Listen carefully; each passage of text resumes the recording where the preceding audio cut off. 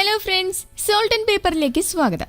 ഇന്ന് നമ്മൾ തയ്യാറാക്കാൻ പോകുന്നത് കുട്ടനാടൻ സ്പെഷ്യൽ ഡക്ക് കറിയാണ്. ഇത് തയ്യാറാക്കുന്നത് എങ്ങനെയാണെന്നും വേണ്ട ഇൻഗ്രീഡിയൻസ് എന്തെല്ലാമാണെന്നും നോക്കാം. താറാവ് 1 വെളിച്ചെണ്ണ 100 ഗ്രാം, വെളുത്തുള്ളി 5 അല്ലി, പെരിഞ്ചീരകം 20 ഗ്രാം, ഇഞ്ചി 20 ഗ്രാം, പച്ചമുളക് 10 സവോള 5 അരിഞ്ഞത്, ഉപ്പ് ആവശ്യത്തിന്, മഞ്ഞൾപ്പൊടി 2 സ്പൂൺ.